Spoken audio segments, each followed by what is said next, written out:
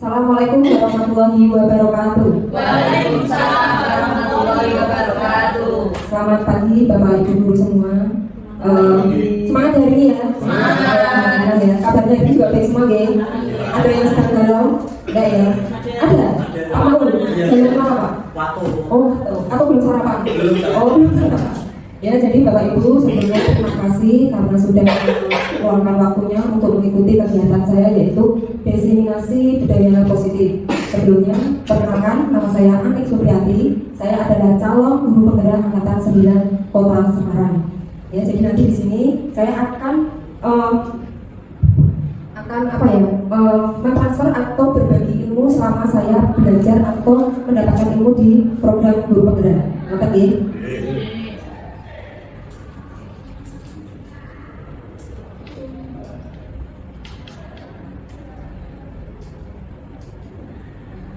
Sebelum kita mulai ke materi ya, jadi kita akan ada kesepakatan kelas, yaitu yang pertama, peserta memperhatikan penjelasan dari calon guru penggerak secara antusias dan berbahagia. Jadi tidak boleh sedih ya di sini ya, apalagi ngantuk ya, tidak boleh ya. Kemudian yang kedua, peserta mengangkat tangan pada saat ingin bertanya atau berpendapat. Jadi mengangkat tangan, semisal ingin bertanya. Kemudian yang ketiga, peserta menghargai pendapat dari peserta lain. Dan yang terakhir, peserta diperbolehkan minum selama diseminasi berlangsung. Ingat ya, jangan minum. Bisa disepakati ya ini ya.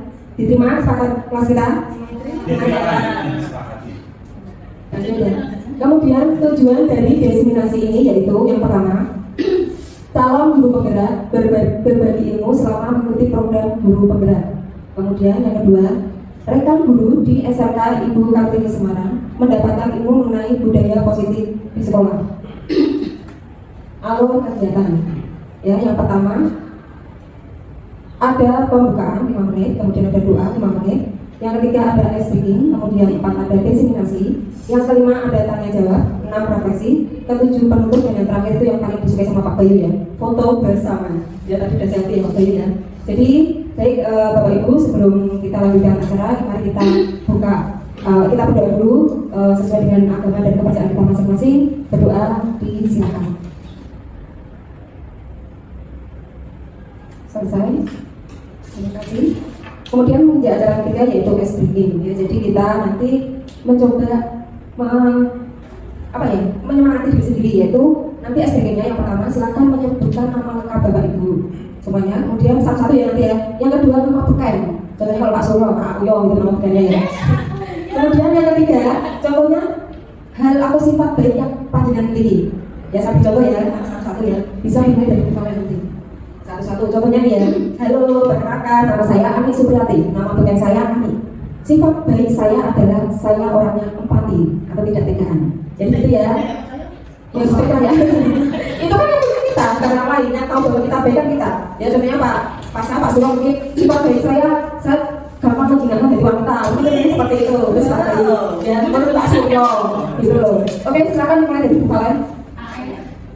Halo, assalamualaikum. Perkenalkan, nama saya Siapa Ida Valennya. Nama beken saya Selim, panggilan Isma. Ya. Seperti saya keluarga.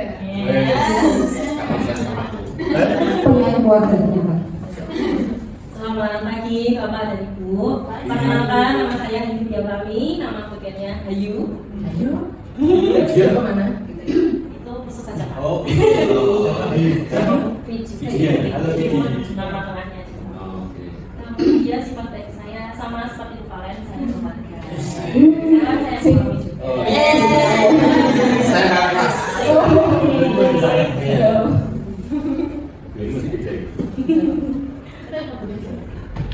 Selamat pagi. Selamat pagi teman-teman semua. Assalamualaikum warahmatullahi wabarakatuh. Perkenalkan, saya Ibu Elis Jahati. Panggilan cantiknya adalah Heri. Jangan dibilang banyak orang. Kebaikan sifat baik saya sangat mencintai keluarga dan teman-teman saya. Assalamualaikum warahmatullahi wabarakatuh. Selamat pagi. Perkenalkan, nama saya Rizky Arif Maulana. Nama dahulu saya Pak Mandu. Dan sifat baik saya rajin menabung, tidak suka berbohong, sayang keluarga dan Satu aja Pak, satu aja Pak. karena saya tidak mau cuma satu perusahaan Oh yang gitu. banyak sekali. Oh gitu. Percaya ya Pak, kalau Pak malu sekarang aku percaya nggak ini? Alhamdulillah jangan beri saya. Kalau saya percaya kan tidak dari masa tubuhnya ini. Iya. Silakan. Terima kasih atas waktunya. Perkenalkan nama saya Ismi Kusmawardani. Nama pemain saya di rumah kan kalau Bu Valen tadi siapa Bu Valen? Feli. Kalau saya itu Dani. Nama Ismi Kusmawardani. Oh, di belakangnya. Ya betul. Pakai dia nggak? Pakai dia? Pakai K. Oh, pakai dia. Iya betul. ya? Itu hampir di sini saja. Betul. Terus apa tadi? Sifat dari Enggak. Pokoknya banyak Allah gitu buat semua orang. Pokoknya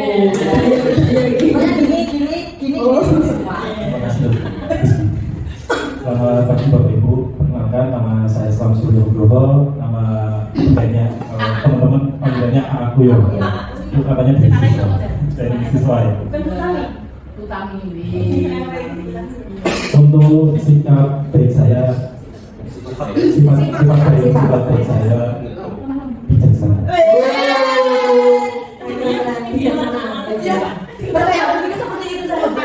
Percaya ya, percaya kalau Pak Surya bijaksana. Bijaksana. Oh.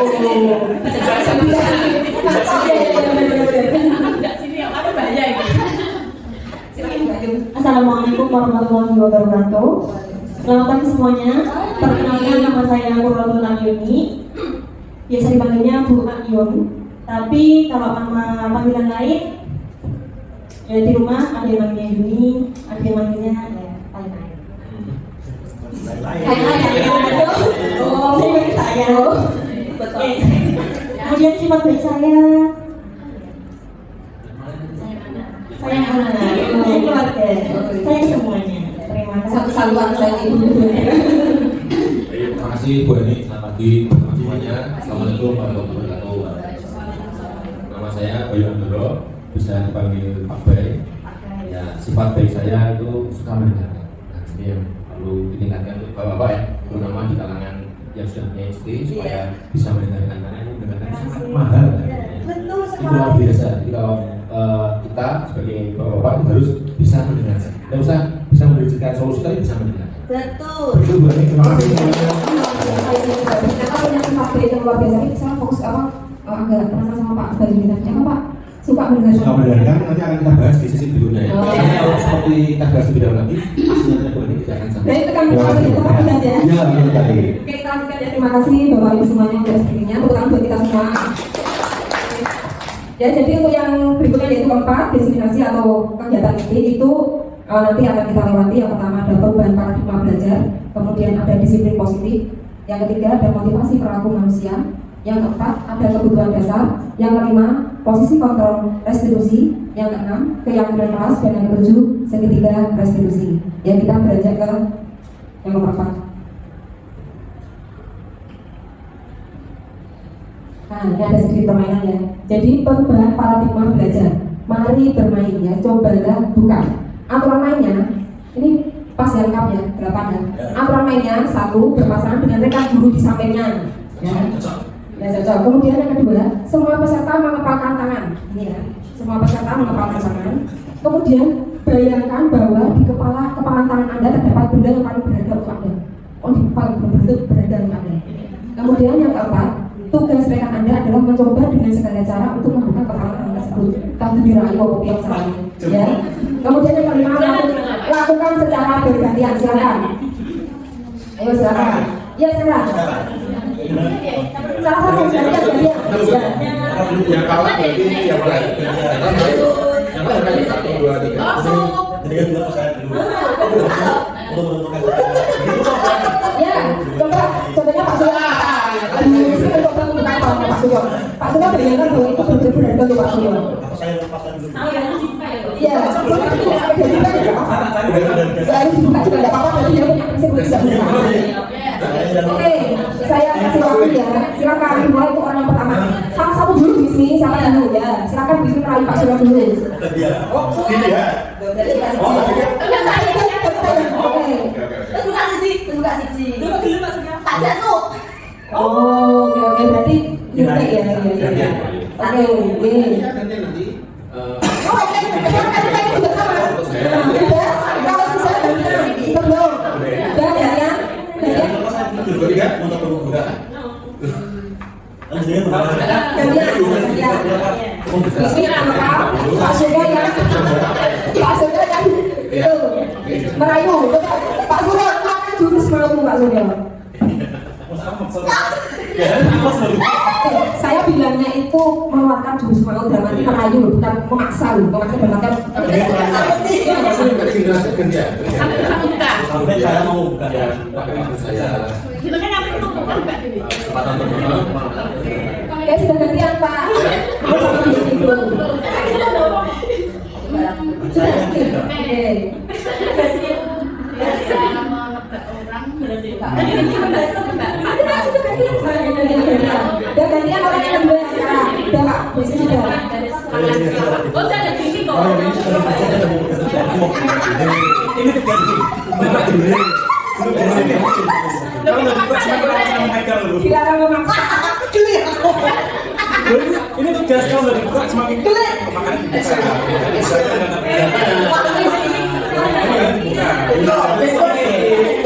Oke, waktunya sudah habis ya. Waktunya sudah habis. Jadi ada yang bisa mempertahankan, ada yang tidak bisa mempertahankan. Kayaknya waktu ya. Pertanyaan pertama, apakah Anda membuka kepala tangannya Anda? Siapa tadi yang membuka? Nah, mengapa? Coba dijawab. Alasannya ya. Oke. Oke. Tetapi udah buka. Coba tolong kan bisa terbuka toh. Yang kan bentuknya gini. Iya. Bentuknya gini. Ya silakan Bu Ayu. Jadi tadi saya ngebuka kepala tangannya karena mudah terkecoh. Jadi kenapa mudah terkecoh? Bu Valen punya trik ya. Jadi bisa buka ini, oh bisa. Jadi mau aku buka tangan saya. Oh, berarti bisa terbuka karena Mudah terkecoh. Jadi mudah saya terkecoh. Berarti mudah kena hujan rayuan ya. Oh, iya. Oh, gitu. Oke, terima kasih Bu Ayu atas jawabannya, tanggapannya. Yang kedua, apakah Anda menutup kepala tangan Anda? Mengapa ya tadi menutup? Salah satu mungkin Pak Surya atau Bu Ayu? Yang sebelah sana gantian. Oh, gantian. Ya, jadi biar sama-sama aktif sama sini. Saya dibuka, jangan yang ditutup. Oh, yang ditutup. Alasannya kenapa? Karena disuruh Bu Ayu itu. Tidak Saya disuruh mempertahankan. Saya manut. Kan gini loh Mbak Kuis nih. Bayangkan itu adalah barang yang berharga. Iya. Bayangkan kenapa kok nggak mau dibuka kenapa? Ya karena kalau diambil. Nah, itu pertanyaannya. Jawabannya yang tepat seperti itu. Karena yang mengontrol diri kita sendiri adalah kita sendiri. Iya. Jangan sampai punya kita itu diambil orang lain, jadi kita mengontrol. Kalau bisa dibuka orang lain, berarti kita dikontrol sama orang lain. Gitu. Ya. Nah, pada kegiatan ini sesungguhnya siapa yang memegang kendali atau kontrol untuk membuka atau menutup kepala tangan? Jadi siapa? Diri kita sendiri. Maksud dari permainan itu tadi seperti itu. Kata di Bapak Ibu. Coba. Ya, jadi jawaban pertanyaan pertama dan kedua kemungkinan bervariasi, jadi beda-beda. Kemudian jawaban pertanyaan ketiga, tentu kita sendiri yang memegang kontrol atas kepala tangan kita. Apakah kita membuka atau menutup kepala tangan kita? Itu tergantung pada diri kita masing-masing sesuai dengan kebutuhan dasar dari kita saat itu. Kita lanjut ya. Ya, ada miskonsepsi tentang makna kontrol. Ya, psikiater dan pendidik Dr. William Glasser dalam kontrol teori yang kemudian berkembang dan dinamakan choice theory meluruskan beberapa miskonsepsi tentang makna kontrol. Ilusi bahwa guru dapat mengontrol murid itu yang pertama, guru tidak dapat memaksa murid untuk melakukan sesuatu. Jadi murid tidak bisa dipaksa. Kemudian yang kedua, jika guru terlihat sedang mengontrol murid, maka sebenarnya adalah murid sedang mengizinkan dirinya untuk dikontrol. Berarti di bawah kekuasaan guru. Sesaat ya. Ya. Kemudian yang ketiga, teori kontrol menyatakan bahwa semua perilaku memiliki tujuan, bahkan terhadap perilaku yang tidak disukai. Selanjutnya, segala usaha untuk mempengaruhi murid agar mengulangi perilaku tertentu disebut tindakan mengontrol murid. Dalam jangka panjang, mungkin murid akan menyadari dan mencoba untuk menolak rujukan.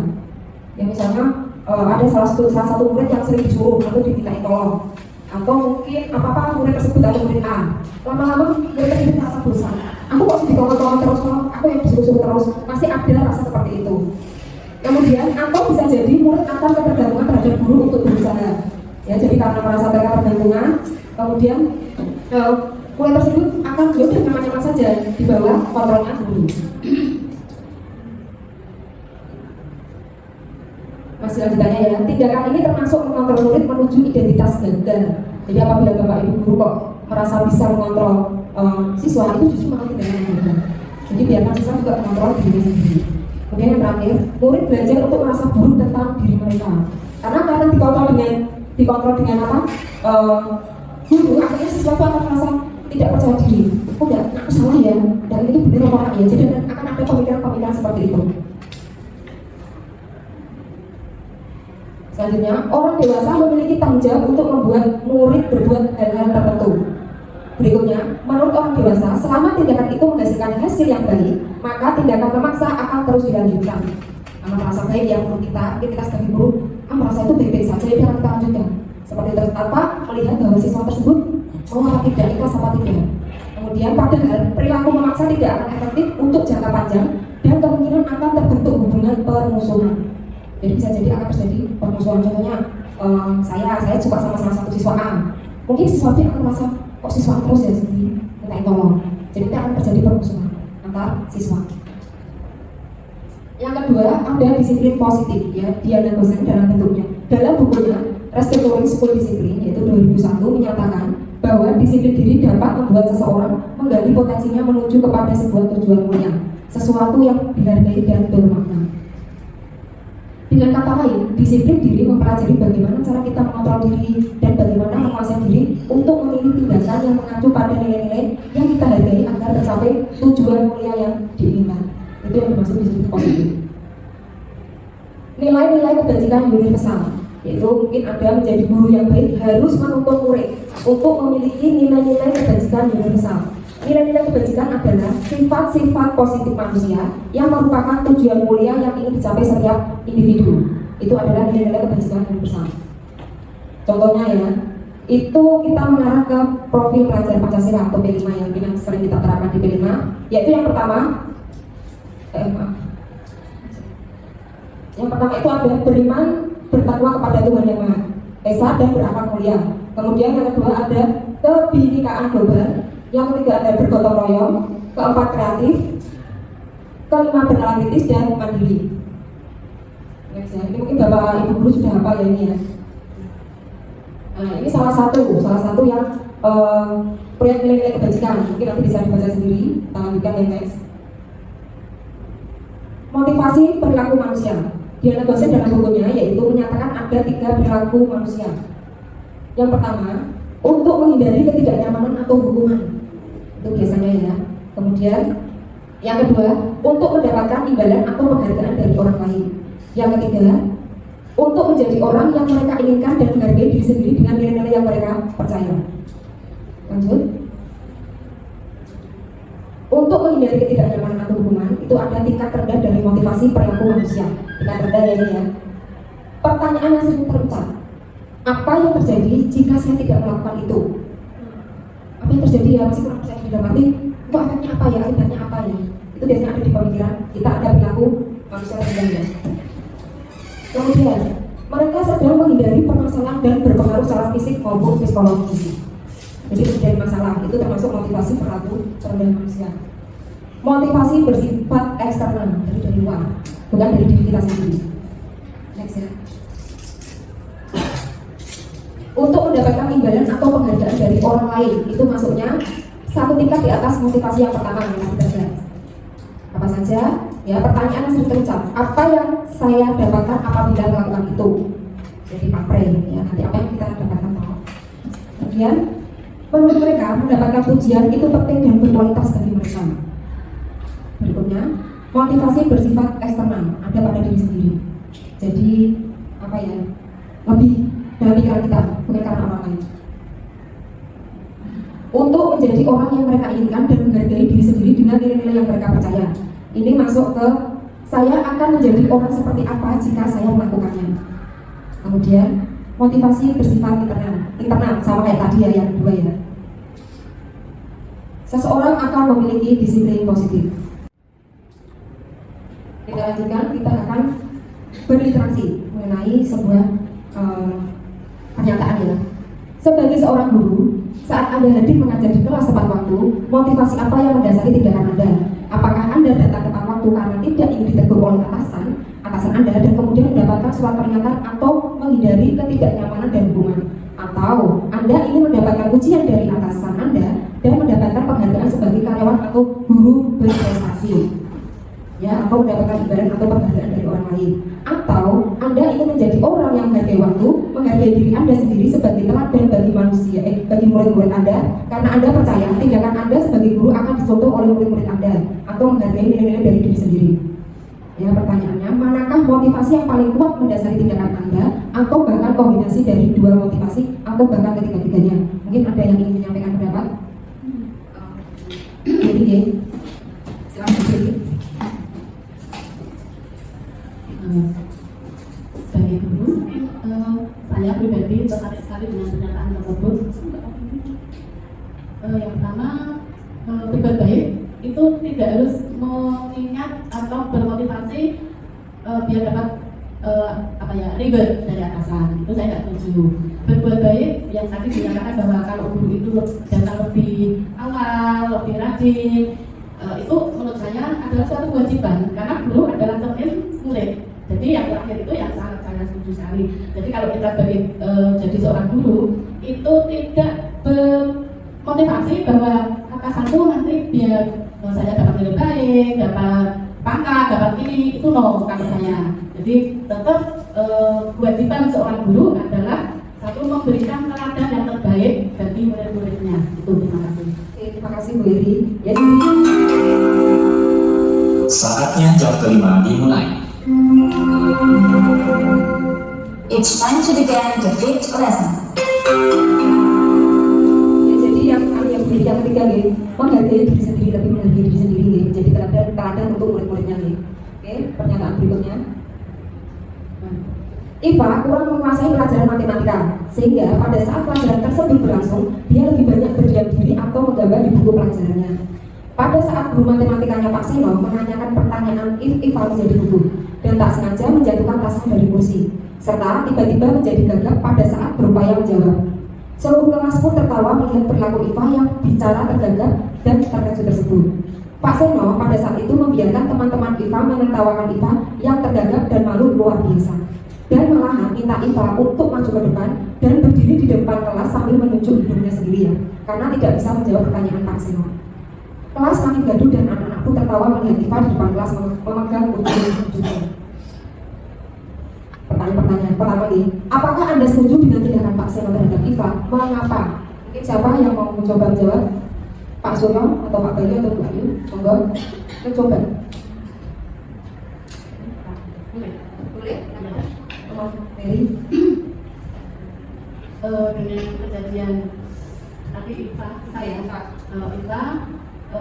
gurunya Pak Seno pada saat diberi Pak Seno atau diberi pertanyaan itu sering terjadi di kelas. Kalau seharusnya Pak Seno itu menenangkan dulu ditanya, menenangkan dulu dan menahan teman-teman yang lain itu tidak gaduh, karena yang dilakukan kita itu tidak disengaja untuk menjatuhkan tas sampai dia menjadi gugup sehingga tidak bisa memberikan jawaban pada gurunya tersebut. Jadi Pak Seno harusnya melakukan tindakan yang memberikan motivasi untuk Ivanya supaya nggak apa-apa, tenang dulu, teman-temannya diam ya, nggak apa-apa, nggak apa-apa, kamu duduk maju dulu.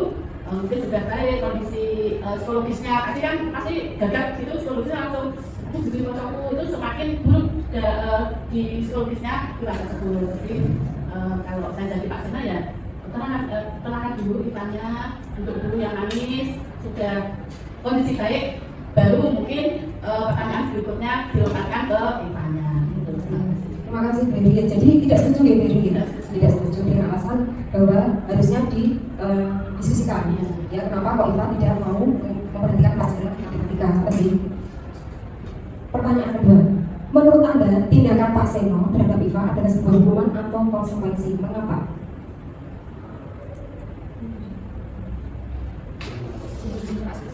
Pak Seno mengapa? Terima kasih. Jadi saya saya ini sedikit tanya dari saya. Menurut saya tindakan apa yang dilakukan Pak Seno terhadap Siva adalah sebuah hukuman. Karena menurut saya, sepengetahuan saya, konsekuensi itu adalah sebuah kesepakatan bersama yang dimana dilakukan oleh dua pihak atau bahkan lebih ketika sesuatu itu belum dilakukan. Jadi apabila sebelumnya dalam pembelajaran belum ada konsekuensi, contoh ketika pembelajaran anak tidak bisa menjawab, nanti akan mendapatkan sebuah teguran atau apa dan itu disepakati, maka apa yang dilakukan Pak Seno dan diberi lawan itu adalah sebuah konsekuensi. Tapi apabila sebelumnya tidak ada sebuah perjanjian atau kesepakatan, maka apa yang dilakukan Pak Seno terhadap Iva adalah sebuah hukuman. Terima kasih Pak Seno. Jadi kalau hukuman itu satu arah, kalau konsekuensi itu dua arah. Ya, jadi lebih ke situ secara sederhananya. Nah, yang dimaksud hukuman yaitu yang pertama, bersifat tidak terencana atau tiba-tiba yang dilakukan Pak Seno. Kemudian yang kedua, murid tidak tahu apa yang akan terjadi. Yang ketiga, bersifat satu arah, hanya dari guru ke murid. Kemudian yang keempat, berupa fisik atau psikis. Dan yang kelima, anak disakiti oleh perbuatan atau kata-kata. Nah, yang dimaksud konsekuensi. Yang pertama, sudah terencana atau disepakati yang tadi disampaikan oleh Pak Suryo. Kemudian yang kedua, dibuat oleh guru dan murid sudah mengetahui konsekuensinya jika melanggar. Jadi sama-sama tahu. Kemudian yang ketiga, murid dibuat tidak nyaman dalam jangka waktu pendek. Kemudian yang keempat, diberikan berdasarkan data yang dapat diukur. Dan yang terakhir, sikap guru memonitor murid. Ya, jadi ini ada ya, hukuman atau konsekuensi.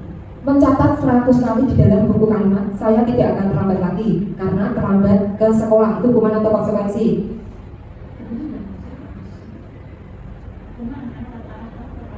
Itu hukuman maksudnya, ya, karena satu arah.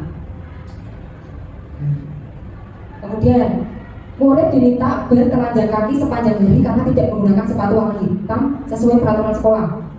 Hukuman atau konsekuensi? Konsekuensi. Coba ya kita buka. Hukuman, maksudnya hukuman karena satu arah juga. Kehilangan 10 menit jam istirahat untuk mengerjakan tugas karena terlambat datang dan tertinggal pelajaran. Hukuman atau konsekuensi?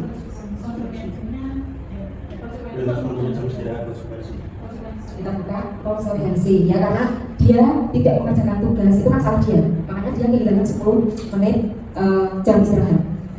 Kemudian lari mengelilingi lapangan basket 2 kali karena terlambat 10 menit untuk pelajaran PJOK. Kita lihat ya, konsekuensi ya, karena pelajaran PJOK terlambat 10 menit ya, jadi pelajaran olahraga masih ada kaitannya ya, mungkin semuanya semisal udah ada janjian sebelumnya kesepakatan nanti maksudnya ya, kita lanjutkan ya. Restitusi. Kita lanjutkan. Restitusi adalah proses menciptakan kondisi bagi murid untuk memperbaiki kesalahan mereka sehingga mereka bisa kembali pada kelompok mereka dengan karakter yang lebih kuat, yaitu dosen 2004. Restitusi merupakan proses kolaboratif yang mengajarkan murid untuk mencari solusi untuk masalah mereka dan membantu murid berpikir tentang orang seperti apa yang mereka inginkan dan bagaimana mereka harus memperlakukan orang lain. Yang dinamakan restitusi ya. Dihukum oleh penghargaan. Kita masih kembali ya. Ibu Anas guru kelas 2 SD mendapatkan masalah. Murid-muridnya tidak bisa tertib berdiri antri di depan pintu kelas dan selalu berebutan masuk ke dalam kelas setelah jam istirahat usai. Ini tentunya sangat mengganggu proses pembelajaran di mana kelas tidak dapat mulai tepat waktu karena Ibu Anas sibuk menenangkan murid-muridnya untuk waktu yang cukup lama. Akhirnya, Bu Anas berpikir cepat dan mengandalkan stiker bintang. Setiap murid-muridnya akan masuk kelas usai jam istirahat. Bu Anas akan mengiming-imingi murid-muridnya dengan stiker berbintang. Siapa yang dapat berdiri lurus dan berbaris rapi antri depan pintu dapat bintang dari Bu Anas. Sebagian besar murid-muridnya menyambut tantangan tersebut dan langsung berdiri rapi di depan pintu agar mendapatkan stiker bintang. Hal ini terus dilakukan oleh Bu Anas selama beberapa minggu karena cukup berhasil membuat murid-muridnya berdiri rapi antri di depan pintu. Sampai pada suatu saat Bu Anas sakit dan terpaksa digantikan oleh Pak Heru. Pak Heru tidak mengetahui tentang stiker bintang dan benar saja pada saat mau masuk kelas usai jam istirahat, murid-murid kembali berbintang masuk kelas. Apa yang terjadi dan mengapa? Ini Bu Ayu. Terima kasih. Menurut saya mungkin anak-anak karena terlanjur terbiasa diberi reward, jadi mereka merasa nggak semangat, kurang semangat. Terbiasa ketika melakukan sesuatu itu harus ada rewardnya. Jadi ketika harus melakukan sesuatu dengan baik, kalau tidak ada rewardnya, jadi tidak semangat. Seperti itu. Oke, terima kasih Bu. Jadi melakukan sesuatu karena iming-iming reward ya. Nah, berdasarkan teori motivasi, kira-kira apa motivasi murid-murid kelas 2 untuk bersedia berdiri antri sebelum masuk? Tadi yang sudah bicara sama Bu Ayu nih, karena reward. Adakah cara lain agar murid-murid kelas 2 bersedia antri di depan kelas tanpa diberi penghargaan stiker bintang? Mungkin ada yang cara lain, mungkin ada cara lain selain memberi reward.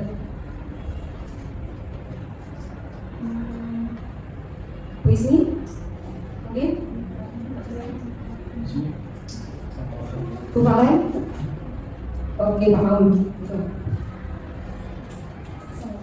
Kalau menurut saya pribadi, karena itu bisa dilakukan berulang-ulang, akhirnya menjadi kebiasaan. Jadi tidak perlu, akhirnya tidak perlu memberikan lebih. Jadi kalau sudah terbiasa maka akan biasa. Jadi tidak perlu. Terima kasih. Ya, jadi cara lain tidak perlu memberikan reward bintang ya. Mungkin dengan melakukan kesepakatan kelas. Yang dengan kesepakatan kelas atau mungkin diawali dengan pembiasaan. Pembiasaan tidak menggunakan reward. Akhirnya karena sudah terbiasa, jadi akhirnya tetap dilaksanakan. Jadi pembiasaan yang baik ya. Pembiasaan. Terus Pak, kita lanjutkan. Ya, Ahli Ham ya mengungkapkan baik penghargaan maupun hukuman adalah cara-cara mengontrol perilaku seseorang yang menghancurkan potensi untuk pembelajaran yang sesungguhnya. Tindakan belajar itu sendiri adalah penghargaan sesungguhnya. Tindakan memberikan penghargaan menghukum seseorang. Tadi yang sampaikan Pak Paul ya. Penghargaan, pengaruh jangka pendek dan jangka panjang. Penghargaan efektif jika kita menginginkan seseorang melakukan sesuatu yang kita inginkan dalam jangka waktu pendek. Kemudian, jika kita menggunakan penghargaan lagi dan lagi, maka orang tersebut akan bergantung pada penghargaan yang diberikan serta kehilangan motivasi dari dalam. Tadi disampaikan Bu Ayu ya. Jadi sudah terbiasa dengan penghargaan, begitu tidak ada penghargaan, mereka akhirnya tidak termotivasi untuk melakukan. Kemudian yang terakhir, jika kita mendapatkan penghargaan untuk melakukan sesuatu yang baik, maka selain kita senantiasa berharap mendapatkan penghargaan tersebut lagi, kita pun menjadi tidak menyadari tindakan baik yang kita lakukan karena terbiasa dengan ini tadi bahwa ada tindakan yang baik yang harusnya kita lakukan. Ini kita lakukan dulu aja ya.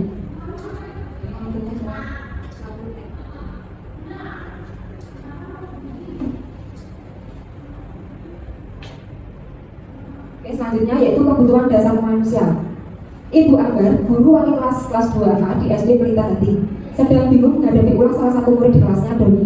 Beberapa anak di kelas 2A telah datang padanya dan mengeluhkan Doni yang seringkali meminta bekal makan siang mereka dengan paksa. Jika Anda menghadapi situasi seperti Ibu Anggar, apa yang akan Anda lakukan? Menurut Anda, kira-kira apa alasan Doni melakukan hal tersebut? Silakan, Beri.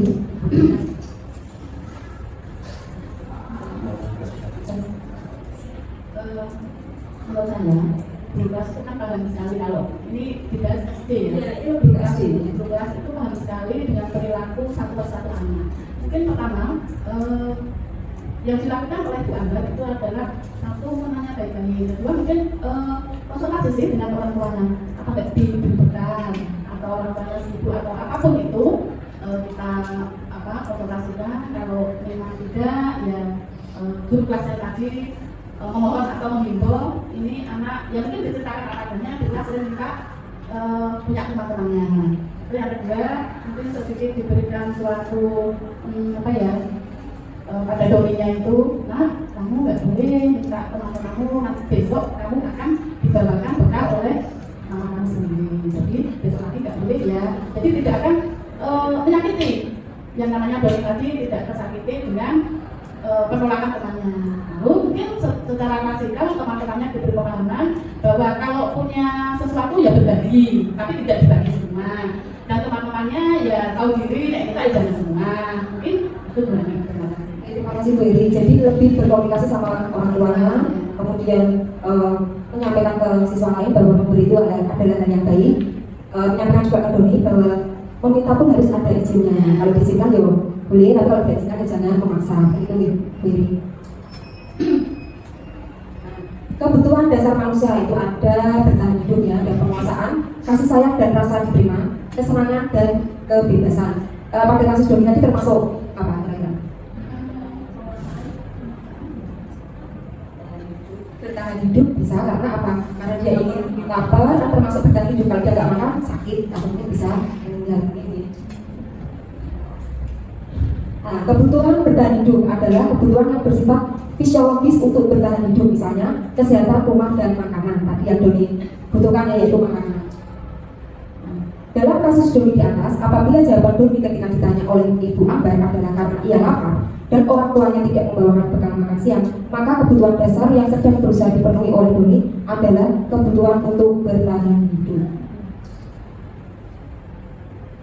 Nah, ini ada kasih sayang dan rasa terima kasih. Kebutuhan untuk disayangi dan diterima meliputi kebutuhan akan hubungan dan koneksi sosial, kebutuhan untuk memberi dan menerima kasih sayang, dan kebutuhan untuk merasa menjadi bagian dari suatu kelompok. Dalam kasus di atas, apabila Doni menjawab bahwa alasannya mengambil bekal temannya karena dia merasa senang temannya jadi memperhatikan dia. Ketika temannya melaporkan tindakannya itu pada gurunya dan gurunya memberitahu orang tuanya sehingga orang tuanya jadi memperhatikan dia, maka kebutuhan dasar yang sedang dipenuhi oleh Doni adalah kebutuhan akan kasih sayang dan rasa diterima. Jadi ini siswa yang butuh diperhatikan, banyak yang diperhatikan. Kemudian penguasaan. Kebutuhan ini meliputi keinginan untuk dianggap berharga, bisa membuat perbedaan, bisa membuat pencapaian kompeten diakui dan dihormati. Dalam kasus di atas, apabila jawaban Doni adalah dia merasa beda karena temannya jadi takut dengan dia dan menuruti keinginannya, maka sebetulnya Doni sedang berusaha memenuhi kebutuhan dasarnya akan kekuasaan. Kebebasan. Anak-anak dengan kebutuhan kebebasan yang tinggi menginginkan pilihan. Mereka perlu banyak bergerak, suka mencoba-coba, tidak terlalu terpengaruh orang lain, dan senang mencoba hal baru dan menarik.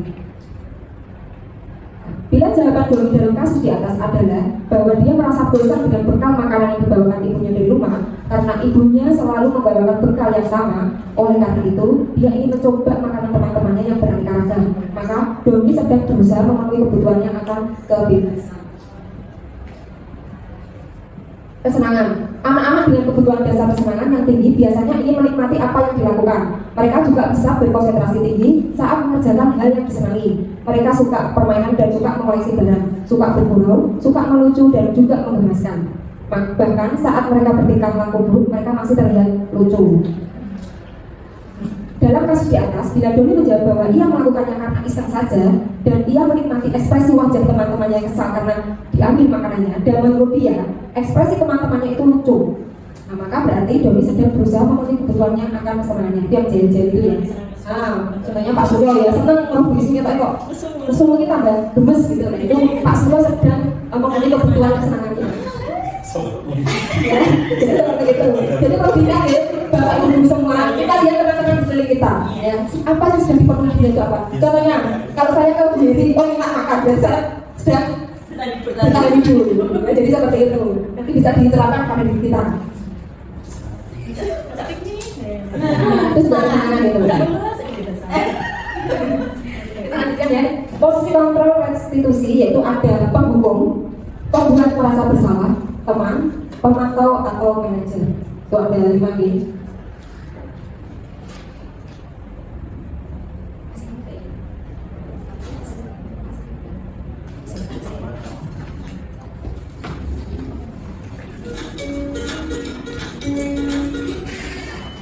Sangat dia Ibu dan Bapak Guru hebat dalam penerapan disiplin positif restitusi. Salah satu program yang dikembangkan adalah 5 posisi kontrol. 5 posisi kontrol dalam restitusi adalah proses perjalanan seorang pendidik agar dapat mengenali dirinya. Pada video kali ini, kita akan membahas tentang 5 posisi kontrol yang dikembangkan oleh Diane Dawson dan contoh penerapannya.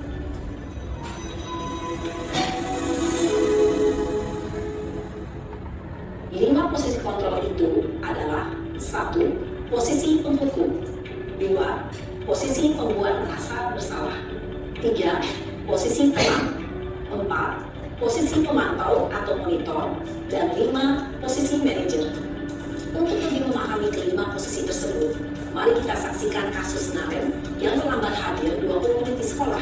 dan melihat bagaimana kelima posisi kontrol dalam menghadapi masalah tersebut.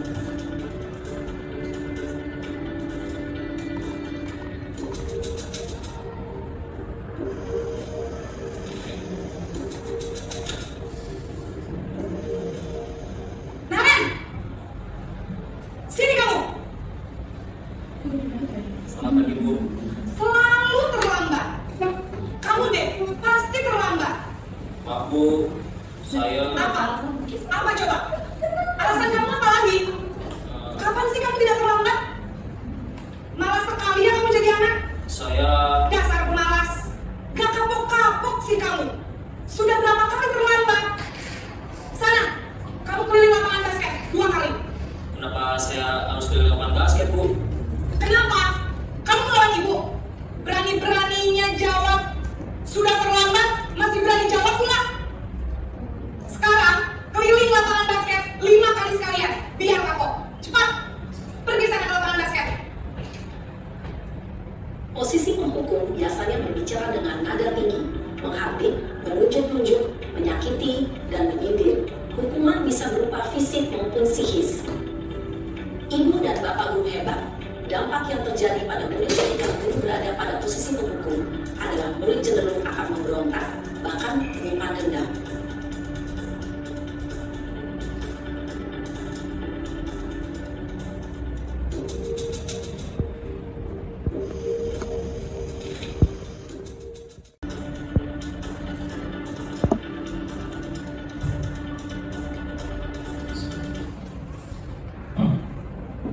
Tadi sudah 5 posisi kontrol ya. Kemudian kita lanjut ke keyakinan kelas. Mengapa keyakinan kelas? Mengapa tidak peraturan kelas? Mungkin ada yang bisa menyampaikan? Keyakinan adalah nilai-nilai kebajikan universal yang disepakati secara tersirat dan tersurat, lepas dari latar belakang suku, negara, bahasa, maupun agama. Nilai-nilai kebajikan menekankan pada keyakinan seseorang akan lebih memotivasi seseorang dari dalam. Seseorang akan lebih tergerak dan bersemangat untuk menjalankan keyakinannya daripada hanya sekedar mengikuti serangkaian peraturan tertulis tanpa makna. Murid-murid pun demikian, mereka perlu mendengarkan dan memahami arti sesungguhnya tentang peraturan-peraturan yang diberikan, apa nilai-nilai kebajikannya, apa tujuan utamanya, dan menjadi tidak tertarik atau takut sehingga hanya sekedar mengikuti serangkaian peraturan-peraturan yang mengatur mereka tanpa memahami tujuan mulianya. Prosedur pembentukan keyakinan kelas itu yang pertama, mempersilahkan warga sekolah atau murid-murid di sekolah atau di kelas untuk bercurah pendapat tentang peraturan yang perlu disepakati di sekolah atau di kelas. Contohnya harus bertanggung jawab, kemudian masuk ke kelas tidak terlambat, dan lain sebagainya. Yang kedua, mencatat semua masukan-masukan para murid atau warga sekolah di papan tulis atau di kertas besar, kertas ukuran poster, di mana semua anggota kelas atau warga sekolah bisa melihat hasil curah pendapat. Kebetulan saya sudah mempraktekkan, saya tempel di ruang 2.4. Itu punya kelas 11 bisa kelas 1. Yang ketiga, susunlah keyakinan kelas sesuai prosedur pembentukan keyakinan sekolah atau kelas. Gantilah kalimat-kalimat dalam bentuk negatif menjadi positif. Contoh kalimat negatif: jangan berlari di kelas atau koridor. Kalimat positif: berjalanlah di kelas atau koridor. Jadi menggunakan kata-kata yang positif atau lebih bisa dipahami dengan baik. Kemudian yang keempat, tinjau kembali daftar curah pendapat yang sudah dicatat. Anda mungkin akan mendapati bahwa pernyataan yang tertulis di sana masih banyak berupa peraturan-peraturan. Selanjutnya, ajak warga murid untuk menemukan nilai kebajikan atau keyakinan yang dituju dari peraturan tersebut. Contoh kalimat positif: buanglah sampah pada tempatnya. Keyakinan kelas, kebersihan, kesehatan. Jadi kenapa kok kita harus membuang sampah pada tempatnya? Yaitu biar bersih atau biar kita terhindar dari penyakit-penyakit yang tidak diinginkan. Tinjau ulang keyakinan kelas secara bersama-sama. Seharusnya setelah beberapa peraturan telah disatukan menjadi beberapa keyakinan, maka jumlah butir pernyataan keyakinan akan berkurang. Sebaiknya keyakinan kelas tidak terlalu banyak, bisa berkisar antara 3-7 prinsip atau keyakinan. Bila mana terlalu banyak, maka warga kelas akan sulit mengingatnya dan akibatnya sulit untuk dijalankan. Seperti yang kemarin saya praktekkan, itu hanya ada 4 keyakinan kelas. Setelah keyakinan kelas selesai dibuat, maka semua warga kelas dipersilakan meninjau ulang dan menyetujuinya dengan menandatangani keyakinan kelas tersebut, termasuk guru. Keyakinan kelas selanjutnya bisa dilekatkan di dinding kelas di tempat yang mudah dilihat semua warga kelas. Kita berlanjut ke segitiga restitusi.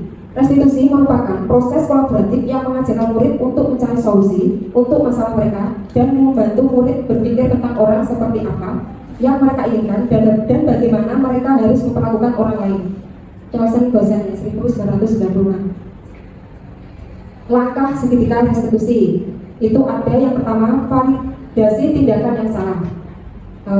Kalimatnya, kamu tentu punya alasan mengapa melakukan itu. Ada lagi, adakah cara yang lebih efektif untuk mendapatkan apa yang kamu butuhkan? Jadi kita menggunakan kata-kata yang biar anak tidak merasa bersalah.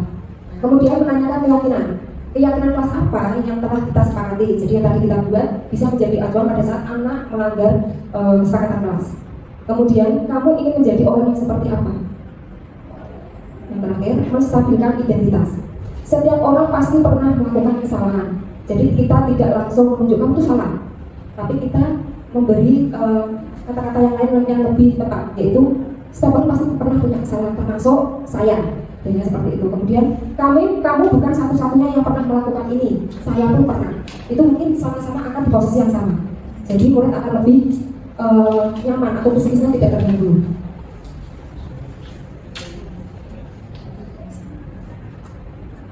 Kita melihat video lagi ya, penerapan segitiga restitusi.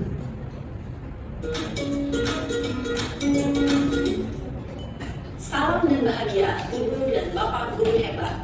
Pada video kali ini kita akan membahas tentang salah satu program disiplin positif yang diterapkan di lingkungan sekolah yang dikenal dengan nama restitusi.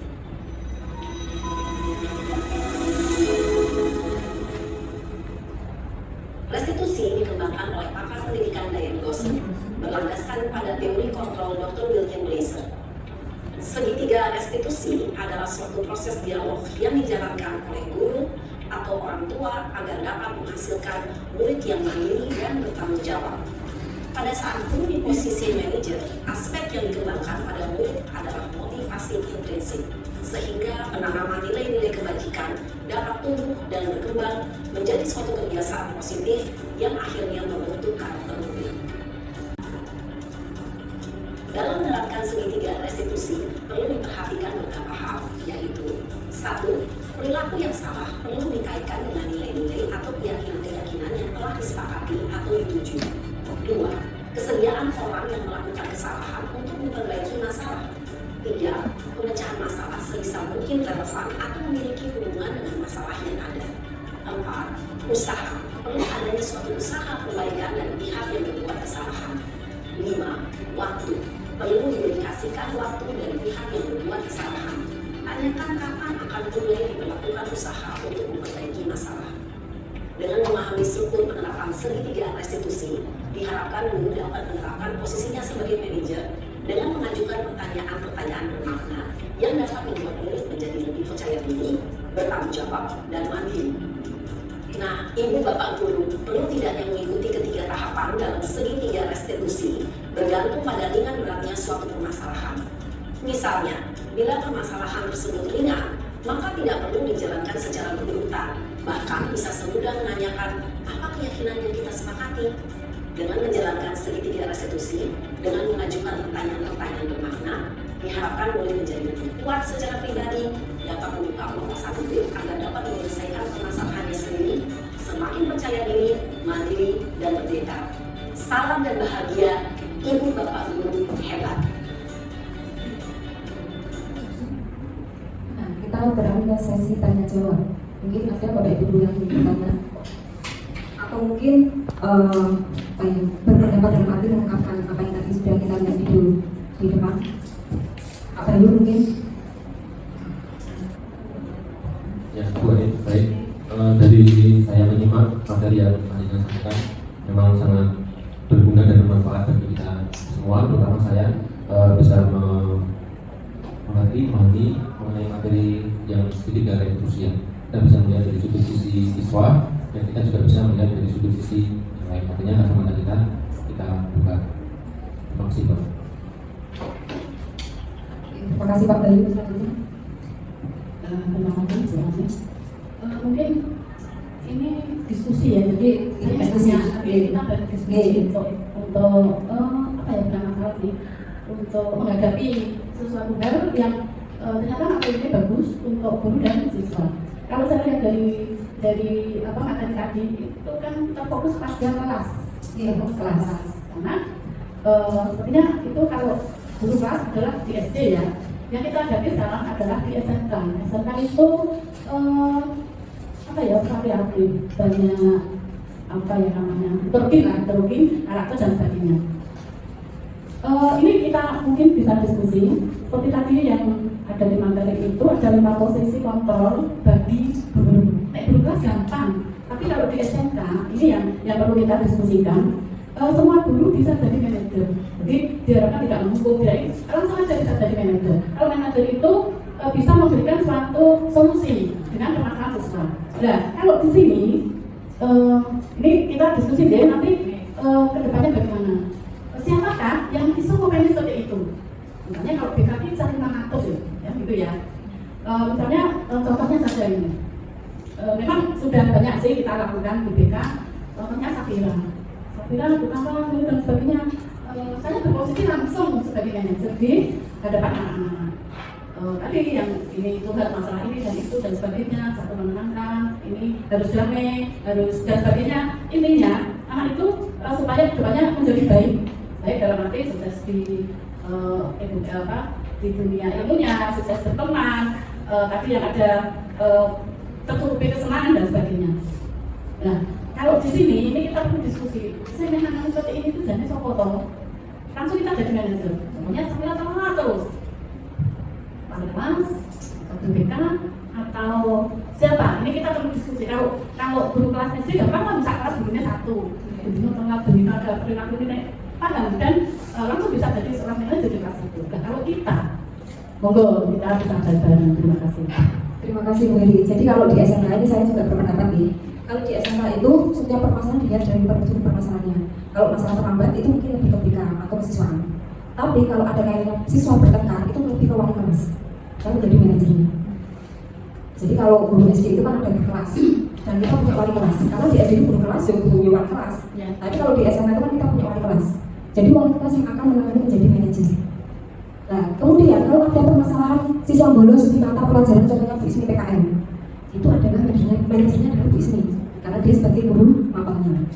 Jadi disesuaikan dengan permasalahan yang ada. Apa sih kalau saya Bu Heri? Mungkin yang lainnya.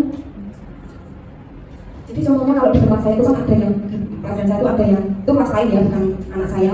Itu ada yang sering bolos. Itu saya sebagai manajernya karena itu di mapel saya. Gitu. Gimana Beri? Mungkin ada tambahan? Misalnya kalau bolosnya si A, ini misalnya di PPKN bolos, di pelajaran yang lain bolos, dan lain bolos dan yang lain bolos misalnya. Ini kemenangan siapa kalau di SMK? Dengan kita apa ya menyemak tadi. Saya ikut improve karena ini menurut saya ini apa yang tadi permasalahan yang disampaikan oleh Bu. Jadi saya tugasnya lebih sepakat ke apa yang dikatakan sama Bu. Jadi kita tentukan dulu beberapa permasalahannya. Jadi kita semua tahu bahwa fungsi atau posisi guru itu berada sebagai pengajar, sebagai pendidik pembimbingnya. Jadi apabila ada permasalahan dan itu bobotnya hanya mungkin bisa diselesaikan oleh guru mapel, itu berarti cukup di guru mapel saja. Bukan berarti melepas semua tanggung jawab itu beda, lepas. Tapi apabila permasalahan tersebut harus diselesaikan dengan koordinasi guru mapel dengan wali kelas maupun dengan BK ya, semua elemen harus bersinergi untuk menyelesaikan masalah tersebut. Jadi permasalahan sebuah sekolah itu kita sebagai guru harus mampu memetakan dan membobot seberapa besar masalah tersebut. Jadi dengan kita tahu seperti itu, maka secara tidak langsung masalah itu bisa diselesaikan secara tepat seperti itu. Ini contoh realnya saja. Saya kira pakai sepatu putih bendino, jadi sini nangkep ya sopo gitu. Nah, mestinya salah satu wali kelas yang mungkin mengamati banget setiap hari. Ya harus langsung bisa jadi manajer, yang mandani, yang memantau juga, yang memantau, yang monitor dan sebagainya. Dan itu jadi putus apa toh? Ini yang di sini loh, maksudnya dia sampai bukan ini bukan di mana-mana. Ini loh, itu budaya. Karena dengan adanya guru penggerak, sepertinya nantinya bagus untuk diterapkan ke kita, kemudian lingkungan kita. Itu mengasih kebaikan kalau saya semak di sini. Ini mungkin saya melihatnya hanya sepotong, mungkin panjang lebarnya mungkin lebih kebaikan ke depan itu lebih oke lah kalau kita laksanakan. Contohnya itu ada real. Jadi mau berunding kan dari orang listrik tanah ini kan dari untuk siswa di kelas itu loh aman nih. Itu harus bagaimana? Ini perlu kita bahas. Ini kan ada peraturan, tapi melanggar itu pasti. Nah itu siapa sih saja nih yang harus mencatat, harus ini. Tadi Bu Lili tadi berkaitan kita berulang kali tentang manajer yang untuk mengatasi permasalahan. Tadi yang kalau masalah tangkap saya, posisi manajer itu disarankan, berarti bukan mutlak dipakai. Kita masih banyak cara, ada penghukum, kemudian ada pemantau. Jadi kita tahu bahwa semua yang sudah dipaparkan buat itu pasti kita sebagai guru sudah melakukan. Jadi kita sesuaikan, kita udah menimbang beberapa permasalahan, kita udah tahu mana yang harus menyelesaikan. Kalau dari lingkup wali kelas tidak cukup atau guru makhluk tidak cukup, berarti harus berkoordinasi dengan wali kelas maupun dengan BK dengan tentunya menerapkan tentang posisi manajer tadi yang paling baik dan disarankan. Tapi apabila itu tidak tepat atau tidak membuahkan hasil sesuai yang baik kita inginkan, kita bisa menerapkan sebuah posisi kita sebagai penghukum, sebagai pemantau, bahkan dengan memberikan konsekuensi. Nah, menurut saya, semua anak itu ketika kita posisikan diri kita sebagai manajer bisa mengatasi masalah tersebut. Kadang ada beberapa salah satu siswa kita atau siswa itu harus memposisikan diri kita sebagai penghukum, baru anak itu mau berhenti. Jadi semua tidak berpatokan dalam sebuah keputusan. Kita fleksibel pastinya, karena kita tahu bahwa manusia itu dengan kepala yang berbeda, karakteristiknya berbeda dan tantangannya berbeda. Seperti itu itu dari, jadi yang dimaksud dari tadi itu siapa yang menangani. Jadi kalau pendapat saya mungkin dari guru mapalan dulu. Jadi dari setiap guru, jadi setiap guru itu setiap ada masalah tolong diselesaikan dulu, jangan langsung lapor ke wali kelas, jangan langsung lapor ke BK, selesaikan dulu. Apabila tidak dapat diselesaikan baru ke wali kelas. Kalau wali kelas tidak selesai itu baru ke BK.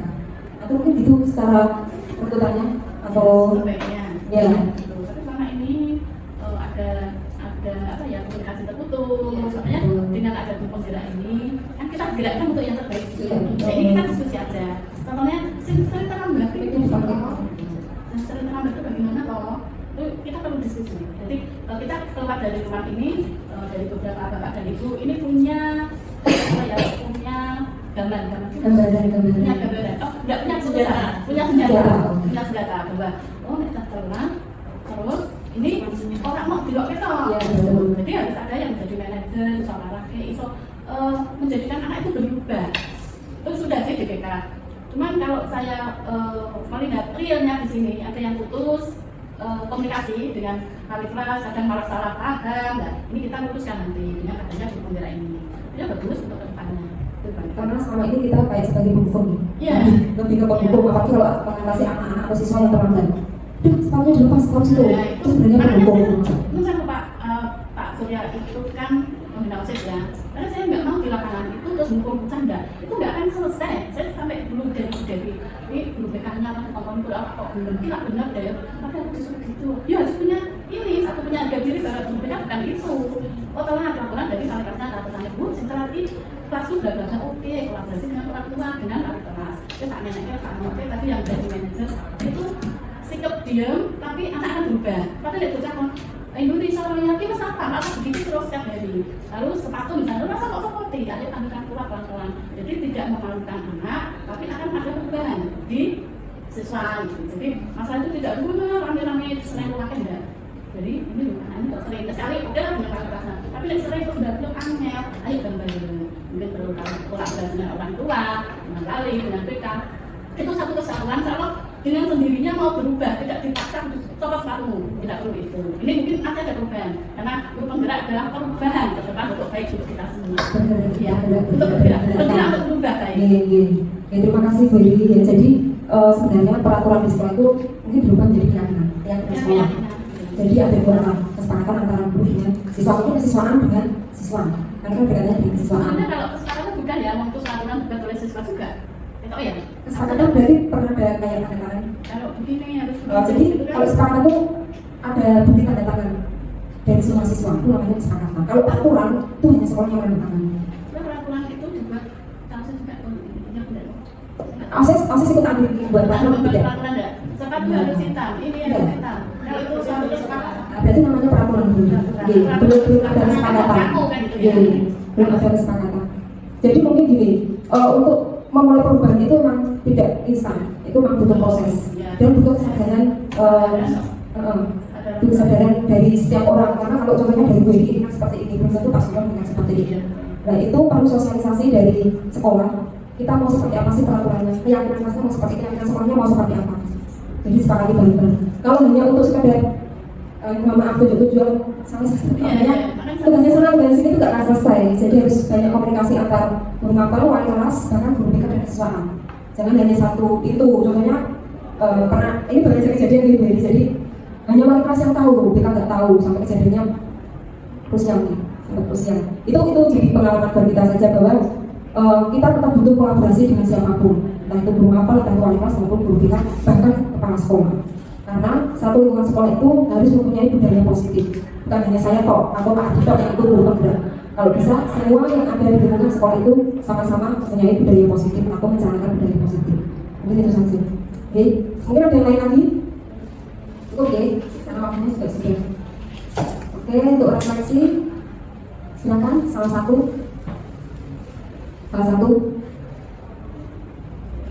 Refleksi ya. Jadi peristiwa apa yang Bapak Ibu merasakan pada saat mengikuti destinasi ini, kemudian kayak perasaannya, kemudian pembelajaran didapat apa, kemudian perubahan yang ingin didapatkan apa. Contohnya setelah saya titik ini saya ingin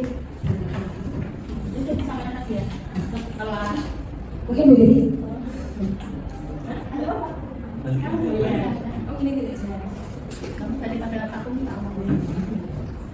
Oke, refleksi dari saya setelah mengikuti kegiatan destinasi dari dalam guru penggerak Bu Ani Supriyati. Yang pertama fact atau peristiwanya, dari peristiwa kegiatan ini alhamdulillah sangat bagus dan berjalan lancar.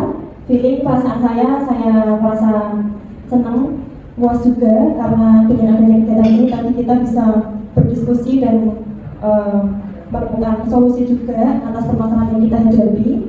Kemudian finding atau pembelajaran dari kegiatan ini kita bisa menemukan dan mengetahui bagaimana sih cara untuk menangani siswa kita ataupun permasalahan yang kita hadapi. Lalu future untuk perubahan kedepannya dari saya pribadi ya ingin berubah lebih baik. Mungkin ketika posisi sebagai guru harus bagaimana, ketika menangani permasalahan yang seperti ini harus bagaimana, seperti itu. Terima kasih banyak Bu Ani. Lanjutnya mungkin ada lagi atau sudah cukup? Oke, terima kasih untuk Bapak Ibu semua. Tepuk tangan untuk kita semua. Kita semua ini luar biasa. Kita semua ini benar-benar belajar bersama-sama.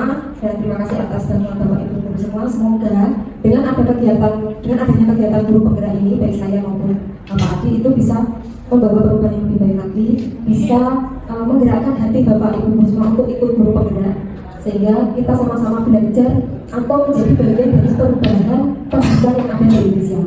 Itu saja dari saya. Sekali terima kasih. Mohon maaf apabila selama presentasi atau pemaparan saya ada salah-salah kata, mungkin tidak sengaja ataupun tidak sengaja. Saya memang biasa. Saya akhiri. Wassalamualaikum warahmatullahi wabarakatuh.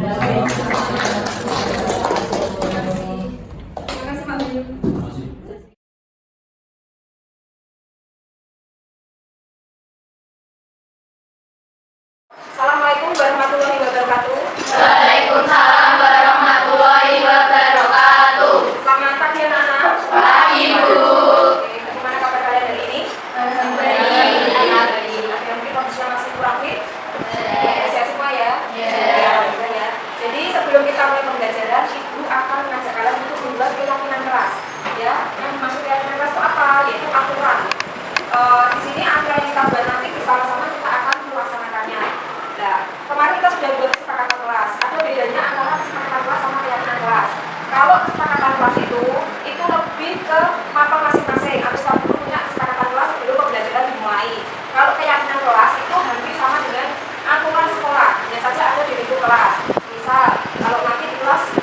saling menghargai satu sama lain, itu termasuk keyakinan. Kita harus bertanggung jawab, itu adalah keyakinan. Jadi nanti di sini kita sama-sama membuat keyakinan kelas. Dengan harapan yang kita membuat keyakinan kelas, kita bisa belajar bertanggung jawab, belajar menghargai sesama teman yang lain. Itu ya, jelas? Ada yang mau ditanyakan? Ya, kalau tidak ada, ibu bagi ini nanti kalian tulis keinginan kalian apa? Ya, keyakinan kalian dapatkan apa? Itu ya. Oke, ibu bagi satu-satu ya. Ini.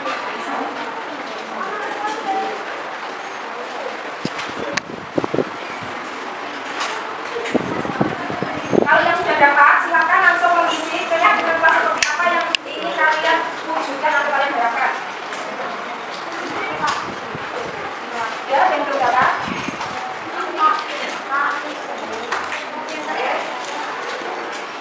Belum dapat. Silakan ke depan.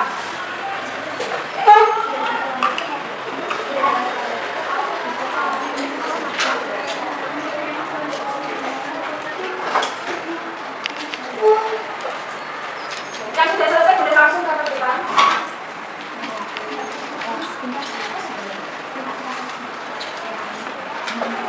Yang mau kita lagi. Itu ya, bebas mau data seperti apa? Oke. Tidak isinya tuh ya.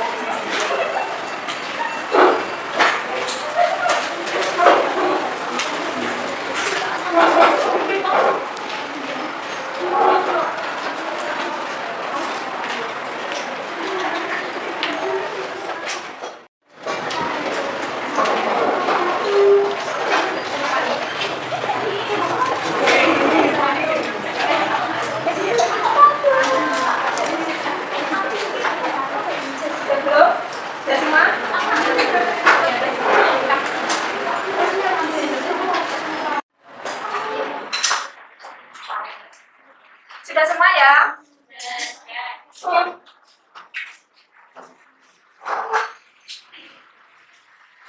Selanjutnya, kalian sudah menempel hasil dari kesepakatan kelas. Nanti kita pilih yang sama, jadi kita akan merujuk atau memperkecil dari kesepakatan kelas kita hari ini. Ya, contohnya di sini. Menghargai pendapat teman, kita tanya yang lainnya. Saling memahami sama menghargai sama ya. Jadikan satu. Kemudian, ada tidak?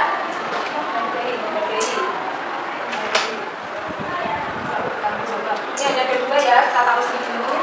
Kemudian ada disiplin. Kita cari yang sama, disiplin ya. Ada 1, 2, kemudian ada lagi.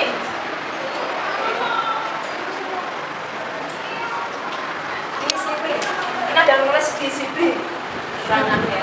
Ini jadi 1. Kemudian kita cari yang bertanggung jawab. Bertanggung jawab. 1. Oke, nggak ada ya. Ini ada. Oh, ini ada. Bertanggung jawab ya. Masuknya sini. Sini. Ini apa? Tidak membuang sampah atau kebersihan. Hampir sama. Jaga kebersihan. Ini masuknya dari sini. Iya, menjaga kebersihan.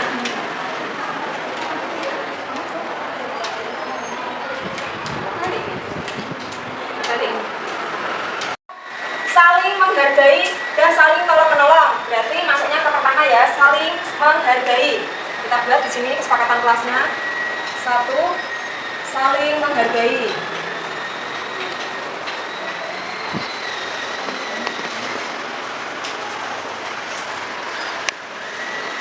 Kemudian yang kedua, ada taat, disiplin, tidak datang terlambat. Kemudian disiplin berarti masuknya di sini saja ya. Kita ambil disiplin.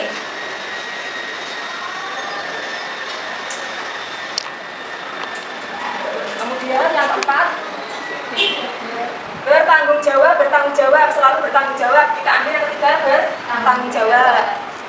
Ini nanti maksudnya.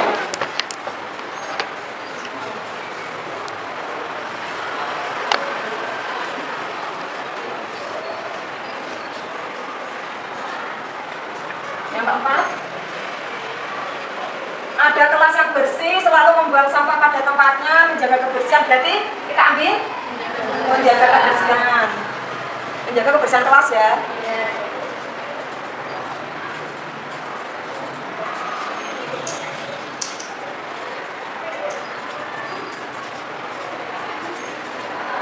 Kemudian yang terakhir ada semangat dalam pembelajaran, pembiasaan hal yang terbaik, terus tidak terlambat. Kita ambil yang apa?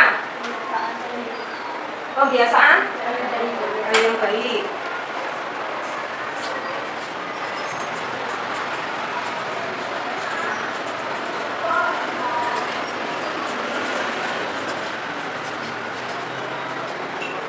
Oke, jadi sudah kita temui keyakinan kelas 11 busana 1, yaitu yang pertama ada saling menghargai. Nanti kita sama warga kelas 11 busana 1 saling menghargai. Kemudian yang kedua disiplin dalam hal apapun, ya, disiplin tugas, disiplin untuk pembelajaran dan lain sebagainya. Kemudian bertanggung jawab, itu hampir sama dengan disiplin, yaitu bertanggung jawab menyelesaikan dan mengumpulkan tugas. Kemudian ada menjaga kebersihan kelas. Jadi pada saat kalian mengikuti pembelajaran baik di luar maupun di dalam kelas, itu harus menjaga kebersihan kelas, membuang sampah pada tempatnya.